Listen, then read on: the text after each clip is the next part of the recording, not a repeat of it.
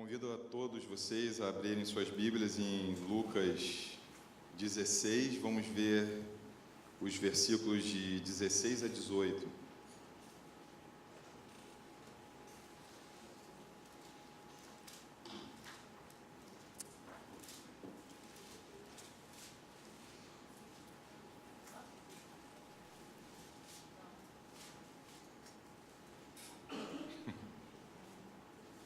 Minha personal stylist está ali.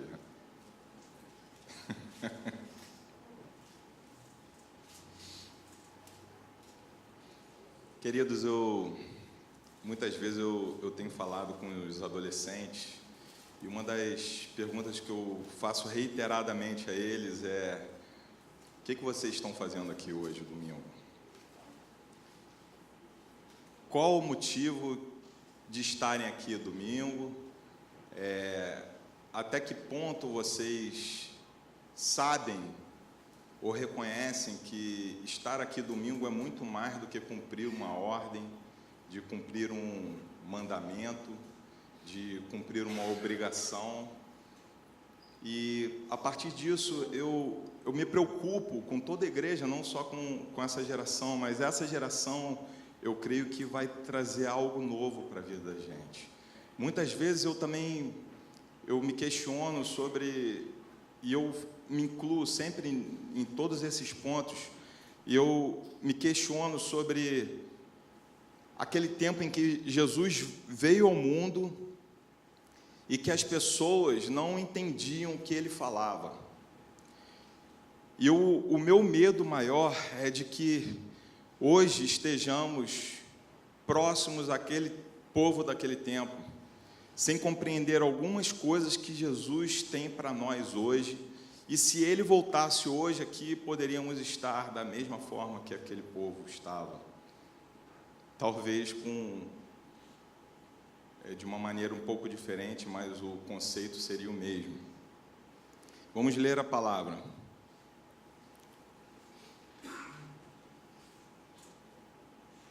Diz assim: a lei e os profetas profetizaram até João. Desde dessa época em diante, estão sendo pregadas as boas novas do reino de Deus, e todos tentam conquistar a sua entrada no reino. Contudo, é mais fácil os céus e a terra desaparecerem do que cair um traço da menor letra de toda a lei. Cuidado para não deturpar a lei. Quem se separar de sua esposa e se unir a outra mulher está cometendo adultério. Assim como o homem que se casar com uma mulher divorciada estará igualmente adulterando. Se vocês notarem, eu comecei a ler esse texto e é muito bom quando a gente para e medita sobre o texto, porque é impossível você entender certas coisas na Bíblia se Deus não falar diretamente ao seu coração. E Jesus começa a falar uma coisa e ele, de repente, ele vira para outra, porque no início ele parece que está falando assim: olha, a lei só existiu até João, a partir de agora uma nova ordem. E aí depois ele, já conhecendo o coração e o pensamento das pessoas e o que aquilo poderia causar na imaginação delas, ele vem e fala: olha, é mais fácil os céus e a terra desaparecerem do que cair um traço, um tio, o menor traço dessa lei. Nada disso vai deixar de vigorar. A gente vai tentar entrar nisso aí, tentar entender o que Jesus queria dizer. É importante a gente entender primeiro o contexto. Jesus já estava em seu ministério público falando às pessoas, e ele tinha essa mensagem já do reino de Deus, da implantação do reino. Meditando sobre isso, eu consigo ver que existiu um separador temporal entre duas fases. Todos nós conhecemos. E muitas pessoas, elas acham que esse separador foi de uma era antiga para uma era nova, foi o nascimento de Jesus. Eu ouso dizer que não. Eu ouso dizer que o nascimento de Jesus levou ele a chegar nesse outro ponto que foi mais importante do que o seu nascimento. Foi o ponto da conclusão de uma etapa. Jesus nasce, ele cresce, ele, inclusive, se a gente for ler as Escrituras, a gente vai ver que Jesus era contemporâneo de João Batista. Eles dois estavam na barriga de suas mães, eram primos e nasceram em datas muito próximas. E João leva uma vida, Jesus vai levar outra, e em determinado ponto eles se reencontram. Vocês vão ver que Jesus vai até João para ser batizado em cumprimento da vontade de Deus. E ele chega ali no Rio Jordão, é batizado, e o que acontece naquele momento? Os céus se abrem. A partir daquele momento, os céus se abrem, o Espírito repousa sobre ele, e o Espírito leva Jesus até o deserto. Para quê? Para que ele fosse testado. Assim como Adão foi testado, assim como Adão perdeu, ele precisava passar por esse teste. E esse teste, para mim, esses eventos eram o que separam uma era antiga de uma era nova.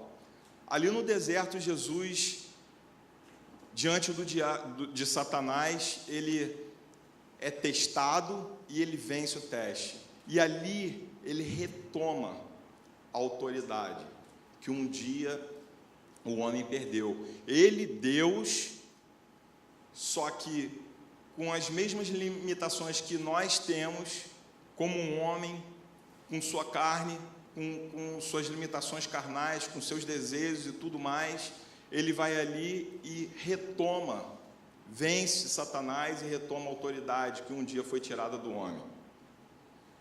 Essa foi a separação entre uma era antiga e uma era nova. E aí aqui, por isso, Jesus fala que a lei e os profetas profetizaram até João. E a partir de Jesus, o reino de Deus é pregado. O reino de Deus é pregado. O reino de Deus é pregado a partir de Jesus, e a verdade é revelada a partir de Jesus. Não antes dele, essa verdade parecia que não existia, era uma promessa, mas a partir dele, essa verdade passa a existir no nosso meio, e o reino de Deus volta a existir no nosso meio. Eu digo volta porque lá em Adão ele já estava completo e a gente tinha perdido, e a partir de Jesus o reino de Deus é retomado. Jesus entra numa sinagoga e lê Isaías 61, porque o Espírito de Deus está sobre mim para libertar os cativos, para restaurar a vista aos cegos. Jesus fala hoje, cumpre em vosso meio o reino de Deus. Esse era um reino que não era de uma era que estava por vir, mas de uma era atual. Só que Jesus, no final do verso 16, ele diz: e todos, as boas novas do reino de Deus, e todos tentam conquistar a sua entrada no reino. O que ele quer dizer com isso? Apesar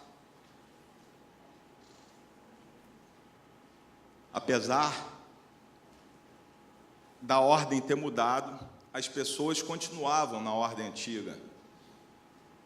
O que seria a ordem antiga? A ordem antiga é a ordem da lei. Era uma ordem que havia sido dado a Moisés. Na verdade, a lei, abri um parênteses aqui, algumas pessoas, e é muito natural isso, que a gente olhe para a lei, e a gente olhe para a lei a partir de Moisés, mas a lei sempre existiu. A lei sempre existiu a partir de Adão. A Adão, o que Deus disse? De tudo podes comer, mas da árvore do conhecimento do bem e do mal dessa não comerás. É uma lei ou não é uma lei? Mas a gente pensa que não existiam leis, mas existia a lei e existia a graça. E quando essa nova ordem é formada, parece que a harmonização entre lei e graça ela é mudada, porque um novo elemento ele é conferido a nós, a autoridade é restaurada. Notem que eu não estou falando aqui, e eu tento, esse assunto é um pouco até complexo, mas é um assunto que eu acho que a gente tem que enfrentar ele na nossa vida como cristãos, porque corriqueiramente nós voltamos para a era da lei, para o Antigo Testamento. Assim como Jesus está falando aqui, e todos tentam conquistar a sua entrada no reino. Por quê? Como é que a gente tenta conquistar a entrada no reino? A gente acha que cumprindo a lei, ou sendo... Se eu perguntar para qualquer um aqui, o que você precisa fazer para entrar no reino dos céus? Ser bonzinho, sei lá, cumprir os mandamentos de Deus, esse é o primeiro ponto. Ah, mas o primeiro ponto é aquele, o mandamento se resume entre amar a Deus sobre todas as coisas e ao teu próximo como a ti mesmo. É isso, realmente é isso, a gente precisa fazer isso, só que existe algo além disso, algo que a gente precisa olhar com outros olhos a partir da vitória de Cristo, porque eu não estou falando de salvação. A graça foi dada, e muitas vezes a gente olha para a graça e fala ao favor imerecido. É o quê? Eu não mereço entrar no reino dos céus, mas aí Deus manda Jesus salva, eu olho para Jesus e entro no reino dos céus. Eu não estou falando disso, eu estou falando de algo que é entoado dia a dia sobre as nossas vidas. Quer ver um exemplo? Eu estava ali temendo por estar aqui, estava ali ainda, cantando na hora do louvor, temendo por estar aqui. Não sei se vocês entendem o que é isso. E eu comecei a cantar a Deus e louvar Ele, e falar: Deus, quem sou eu? O que eu tenho? Não tenho. O que eu tenho a oferecer? Não tenho, mas o Senhor pode oferecer. E de repente Deus começa a derramar da graça dele sobre a minha vida. E eu começo a sentir um refrigério, algo tão maravilhoso, que não se contém dentro de mim, que começa a escorrer pelos meus olhos. Essa é a graça de Deus que nós precisamos alcançar dia após dia.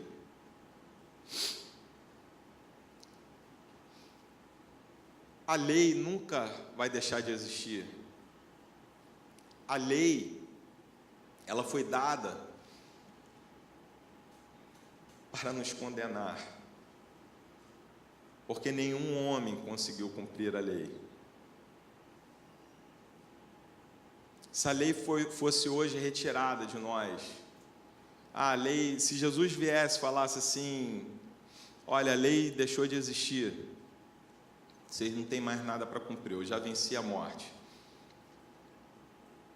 a gente não tinha mais fonte de condenação. Mas a lei serve justamente para nos separar de Deus, para mostrar que nós precisamos da graça dele para sermos salvos. E a graça dele se repete dia após dia nas nossas vidas, porque mesmo sendo salvos, nós precisamos da graça deles para viver. Lembrei até de uma música do nosso querido pastor: eu preciso da graça de Deus.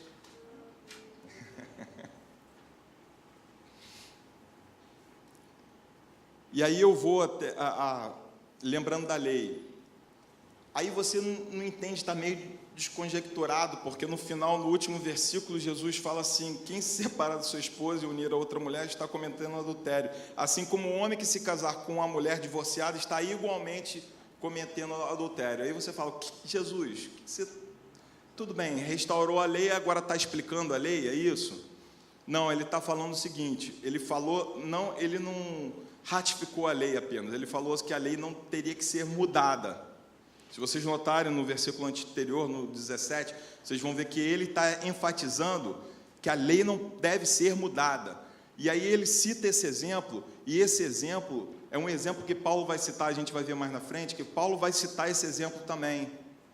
Por quê? Porque era um exemplo assim, muito exagerado do que o homem tinha feito com a lei. O que o homem tinha feito com a lei? Naquela época, existia o divórcio. E o divórcio, Jesus até mais adiante explica que o divórcio, existe uma legalidade no divórcio, mas o divórcio, a lei tinha sido alterada pelos homens para que o divórcio fosse aplicado de várias maneiras que não estavam segundo o coração de Deus. A lei está segundo o coração de Deus, mas o divórcio, segundo eles tinham aplicado, não estava segundo o coração de Deus. Quer ver?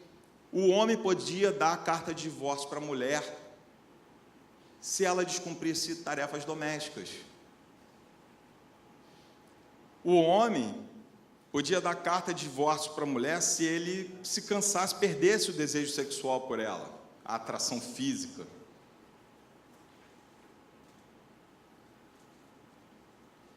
E aí eu passei a entender até um outro episódio em que Jesus é consultado sobre isso, e as pessoas falam, mas Jesus, Moisés nos deu o direito de dar carta de divórcio para as nossas esposas. Eles usam até um outro nome, eu esqueci agora, está lá em Deuteronômio 24, de 1 a 4, vocês podem ver lá. Moisés diz isso mesmo. Ele fala que em determinados momentos você poderia dar a carta de divórcio para sua esposa. Mas Jesus, ele fala assim, Moisés fez isso por causa da dureza do coração de vocês. E aí eu li um comentário que explica exatamente isso. O que acontecia? O divórcio já estava sendo praticado na época de Moisés, só que era uma bagunça total. E a mulher ficava solta, aí casava com um, aí o outro casava com ela, depois a mulher voltava para o antigo marido. Então Moisés deu uma organizada naquilo ali, por causa da dureza do coração do homem, não para legalizar o divórcio. E Jesus vem e retoma o mandamento que é do coração de Deus, que é o que ele tinha dado lá no início da criação. O que Deus uniu, não separe o homem. Esse é o cerne do mandamento, essa é a vontade de Deus. Então, o homem, ele pega um mandamento, ele pega as suas práticas e tenta justificar da maneira que apraz a ele, que convém a ele. E muitas vezes a gente, como igreja, a gente vai se deparar com práticas que são legalistas e que já estão totalmente deturpadas, segundo a lei que é de Deus, segundo o coração que é de Deus. Muitas coisas que a gente faz, a gente acaba deixando de fazer porque atende ao coração de Deus. É isso que eu normalmente falo com os adolescentes. O que você está fazendo aqui no domingo, num dia de sol de 40 graus, onde a praia está ali, logo a 2 quilômetros daqui? Eu sei que a distância é essa, que dá para ir de bicicleta. Mas o que nós estamos fazendo aqui num domingo desse, maravilhoso? Porque existe algo muito melhor do que a praia. Mas esse algo muito melhor do que a praia, ele está dentro do conceito de graça, não dentro do conceito de lei. Ele está dentro do conceito daquilo que a gente pode alcançar segundo aquilo que a gente busca e entrega, segundo aquilo que a gente compreende, mas não entende.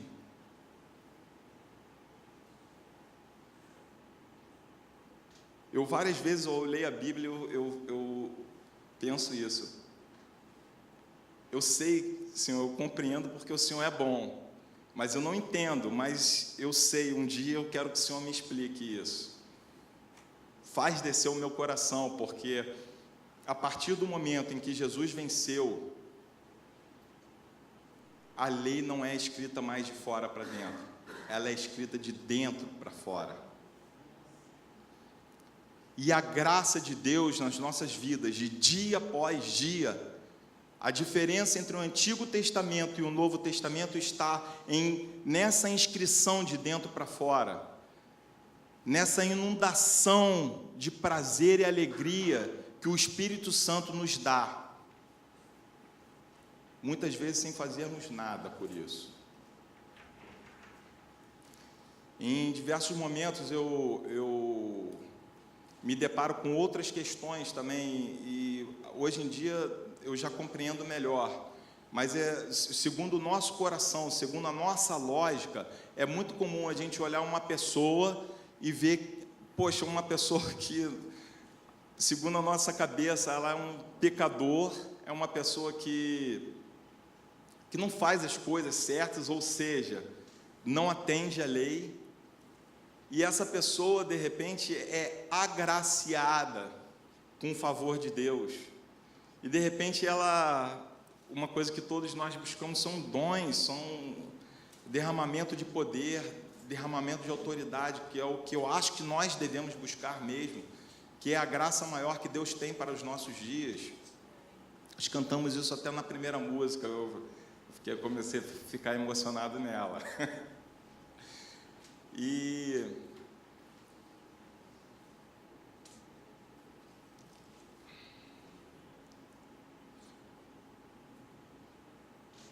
nós buscamos isso, mas nós vemos que uma pessoa recebe e nós não entendemos por quê.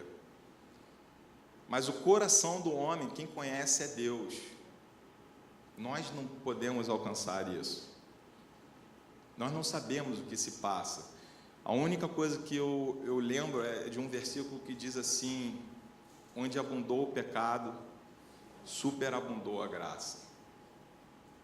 E a graça de Deus se dá assim, nessa lógica. Olha só, não é porque você acha que conquistou o reino, ou você quer conquistar através dos seus atos, que você vai alcançar. O ladrão da cruz, ele conquistou o reino num momento tão simples, um cara que tinha feito tantas coisas ruins e que era merecedor, e ele mesmo falou isso: eu sou merecedor dessa cruz. Ele não. Mas nós estamos aqui falando com outro ladrão, nós estamos aqui por merecimento. Mas o arrependimento levou ele a alcançar essa graça. E Jesus na hora fala: hoje mesmo estarás comigo no paraíso.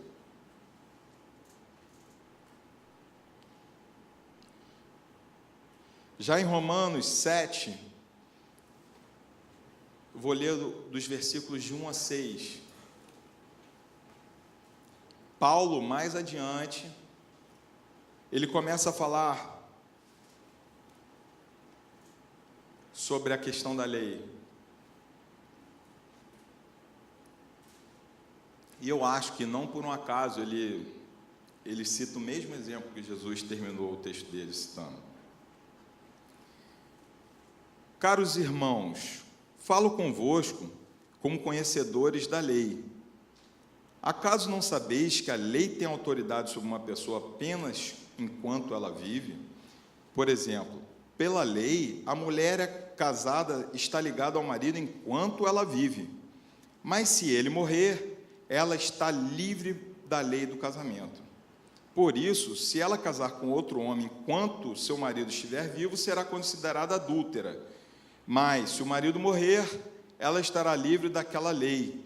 E mesmo que venha se casar com outro homem, não estará adulterando. Assim também vós, meus irmãos, morrestes quanto à lei mediante o corpo de Cristo, para pertencerdes a outro, aquele que ressuscitou dentre os mortos, a fim de que frutifiquemos para Deus, pois, quando éramos dominados pela natureza pecaminosa, as paixões dos pecados, enxicadas pela própria lei, agiam livremente em nosso corpo, de maneira que dávamos frutos para a morte. Mas agora fomos libertos da lei, havendo morrido para aquilo que nos aprisionava, para servirmos de acordo com a nova administração do Espírito, e não conforme a velha forma da lei escrita. A lei condena, Jesus liberta.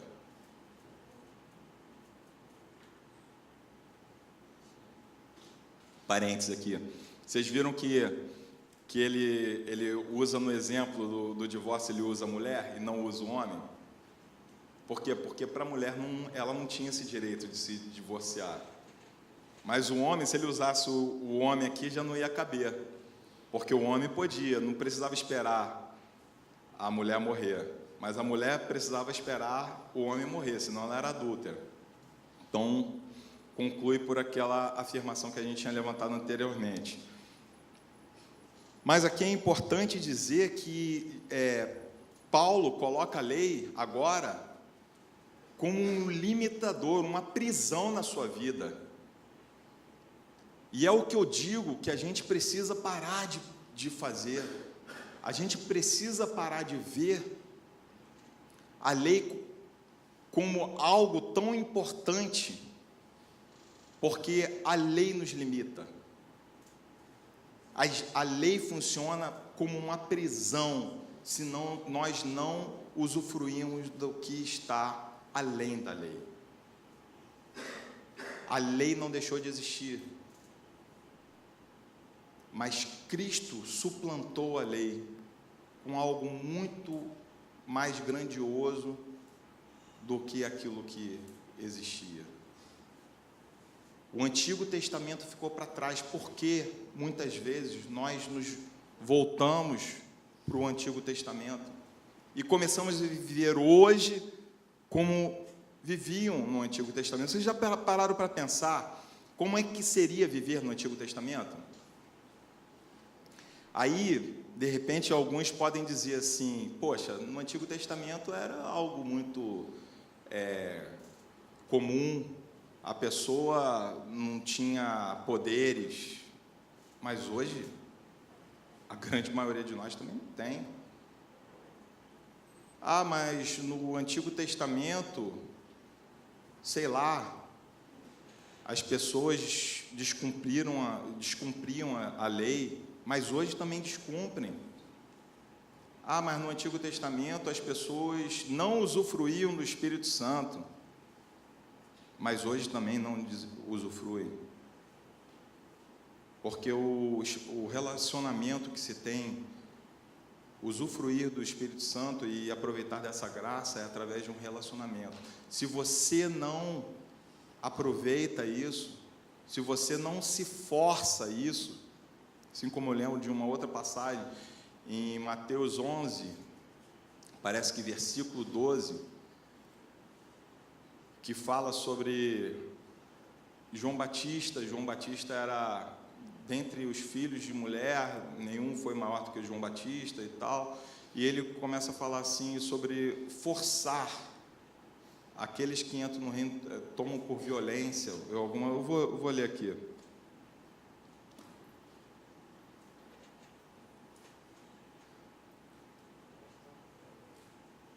Se veio à mente é porque é para falar.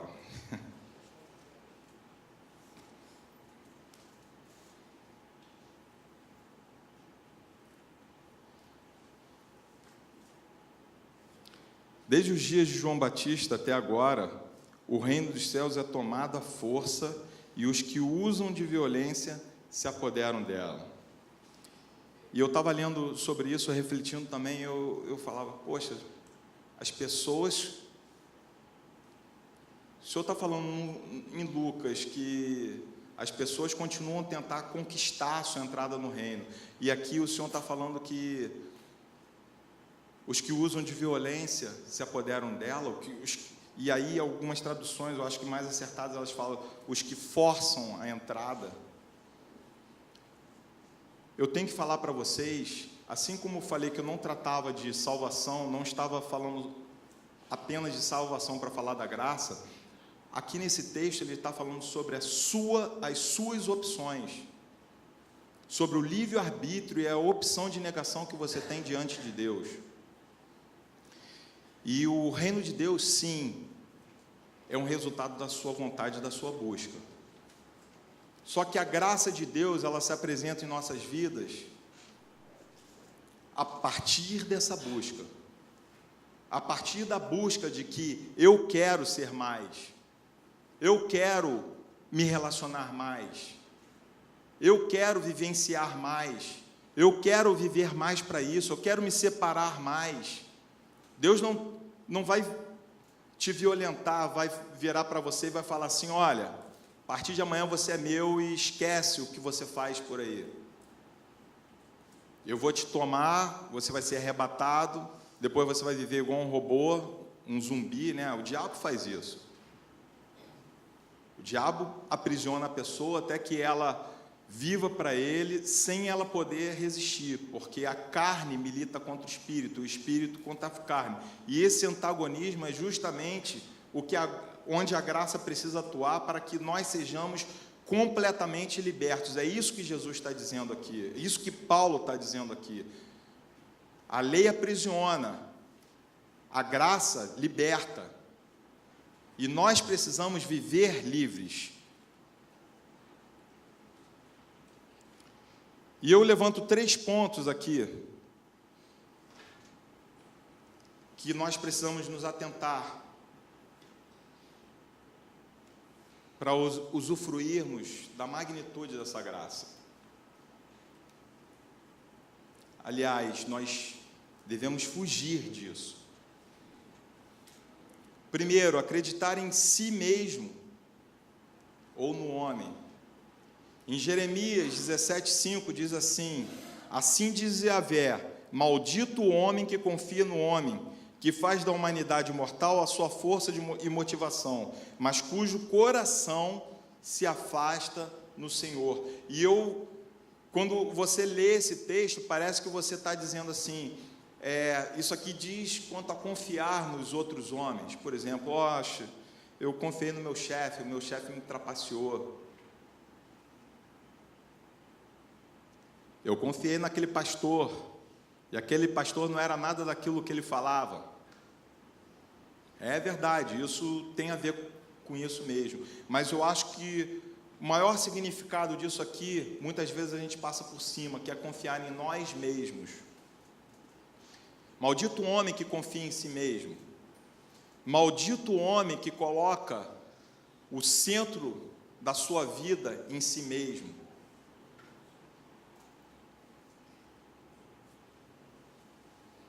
Quando nós fazemos isso, nós não entregamos ao Espírito Santo a sua devida honra.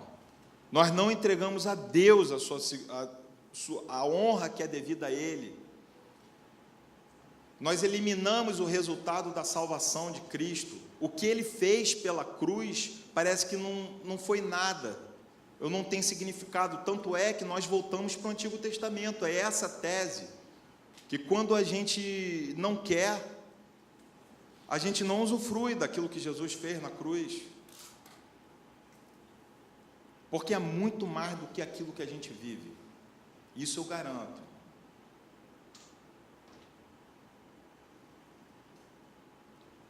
Um segundo ponto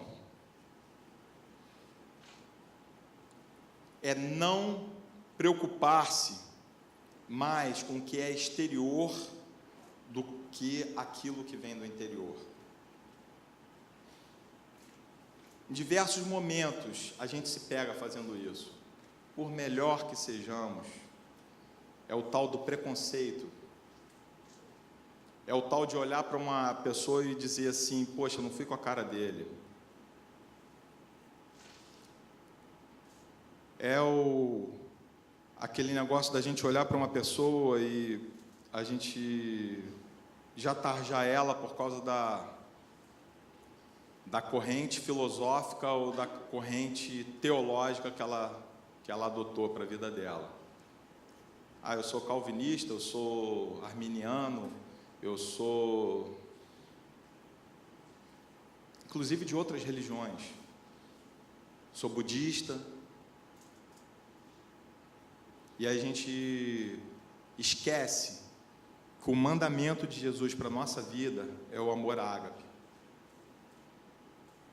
Aliás, mandamento remete à lei. Vou reformular. A vontade de Deus para a nossa vida é o amor ágape.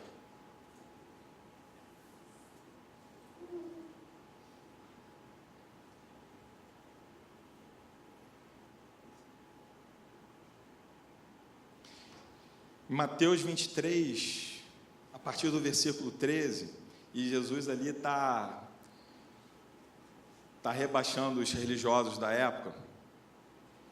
Ele está dizendo tudo, parece que é um momento de desabafo de Jesus, que ele fala: hipócritas, hipócritas, seus hipócritas, vocês estão fazendo isso, vocês estão fazendo aquilo. E uma coisa saltou aos meus olhos, que ele diz assim: ai de vós, doutores da lei e fariseus, hipócritas, porque fechais o reino dos céus diante dos homens, porquanto vós mesmos não entrais, nem tampouco deixais entrar os que estão a caminho. É o tal de impor uma forma de viver, um tal de impor uma lei a ser seguida, uma norma a ser seguida, maneiras que, na verdade, não tem nada a ver com a vontade de Deus.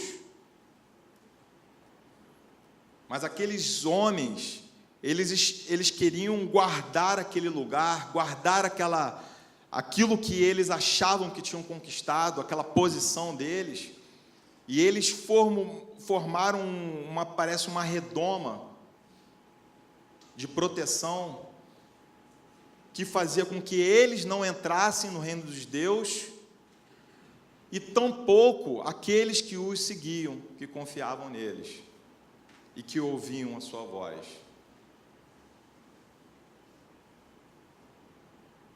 Um outro texto, que aí é uma discussão longa, mas um texto que, cada vez que eu leio, eu lembro de muita coisa, assim, do que eu vivi como cristão, e do que até hoje a gente vive, que é Romanos 14, e Paulo vem dissertando justamente sobre a lei, sobre as regras que são impostas, e muitas vezes as pessoas ficam discutindo essas regras. Eu posso fazer isso, eu não posso, e aí olha para o outro e fala: ele faz, e ele não é digno. E o cerne da questão de Romanos 14 é que Jesus, através de Paulo, diz que o que nós fazemos para Deus. E quando nós adotarmos essa mentalidade e nós começarmos a fazermos realmente para Deus aquilo, o que era regra vai passar a ser despercebida, e o que vai sobrar vai ser um nível de fé. Porque ele fala entre os mais fortes na fé e os mais fracos na fé, e os mais fortes têm a responsabilidade de sustentar os mais fracos. Então, quando nós não fazemos, não fazemos aquilo que, na verdade, segundo a nossa fé, não teria nada de errado, mas nós não o fazemos para sustentar os mais fracos, nós estamos obedecendo a Deus, nós estamos atendendo aos anseios do que Deus tem para nós. E é incrível como é bom agradar a Deus, como é bom sentir: cara, hoje eu acertei. Poxa, errei tanto, né? Mas hoje eu acertei. Deus, obrigado por ter me ajudado, por essa graça que o Senhor derramou na minha vida, que eu consegui fazer isso, e eu sei, porque eu já errei tantas vezes, mas hoje o Senhor me deu essa graça para me ajudar a fazer isso.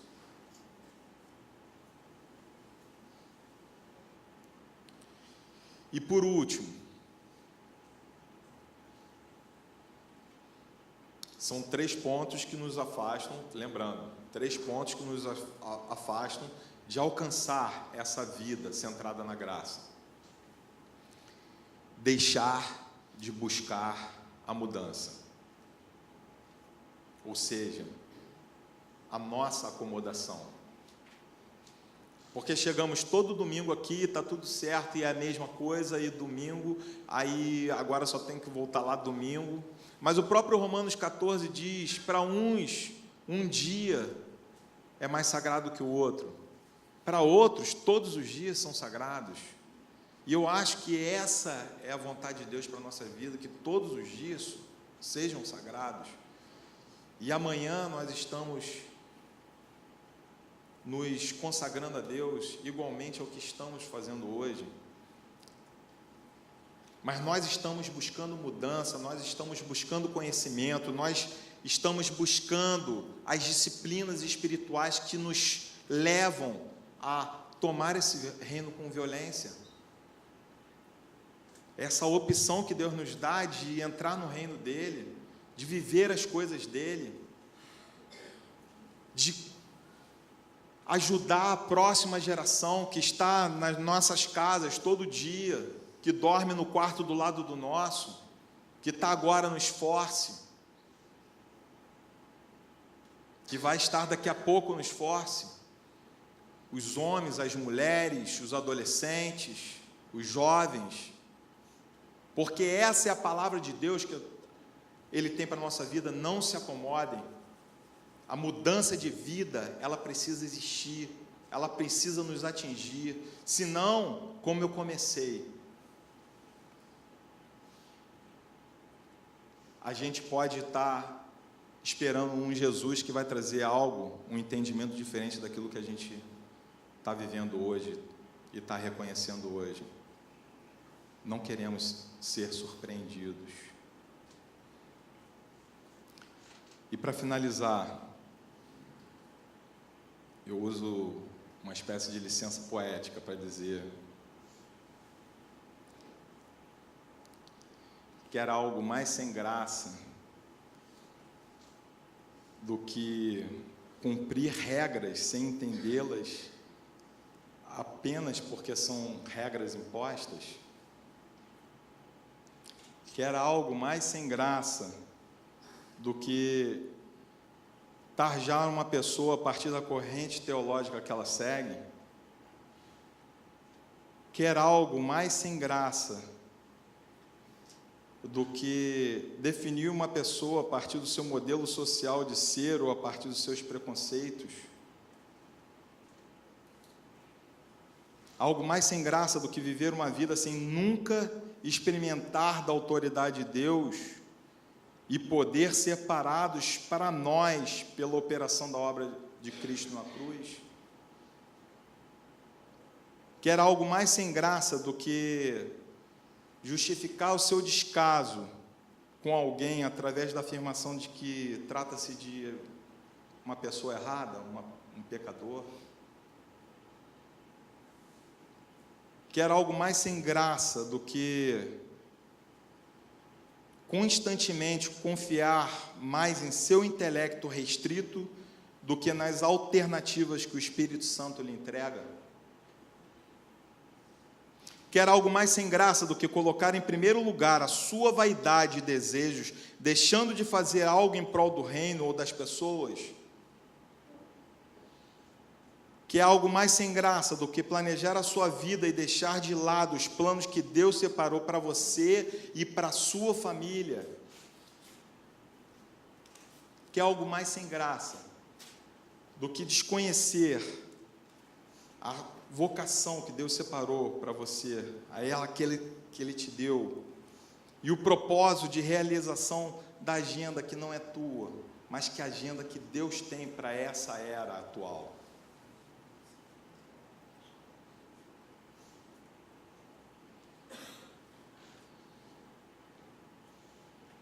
Convido vocês a refletirem sobre isso, meditarem sobre isso durante essa semana, sobre a vida que nós levamos e a vida que nós almejamos levar, e o que tem errado, o que está distanciando uma coisa da outra. E o que a gente pode fazer a partir disso, já está dito aqui. Não nos acomodemos.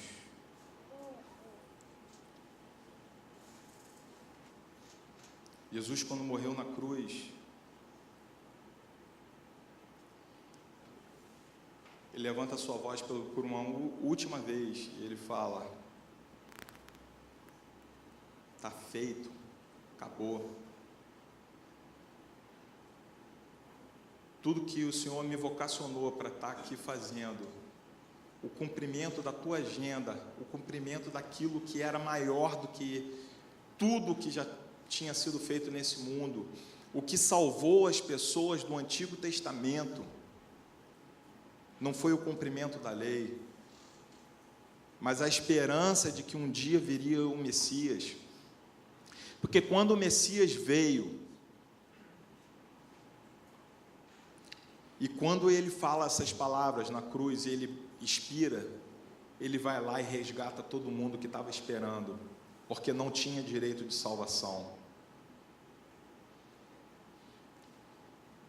E quando o Espírito Santo vem sobre a igreja, no Pentecostes,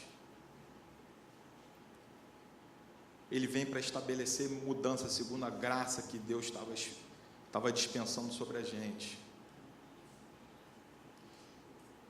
E nós não devemos insistir em simplesmente cumprir regras, porque senão estaremos voltando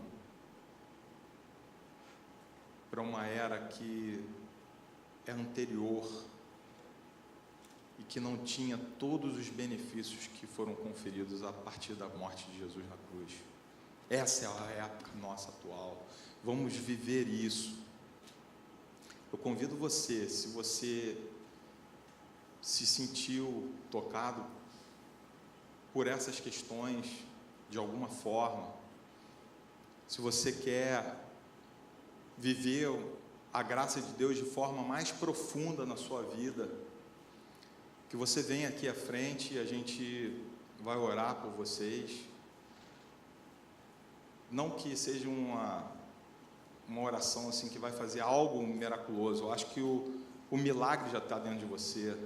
O milagre está a partir da sua vontade. Toma esse reino com violência. Toma esse reino pela tua vontade. E o principal, o primeiro, deve ser não se acomodar, não entender que está tudo certo, mas que existe algo mais.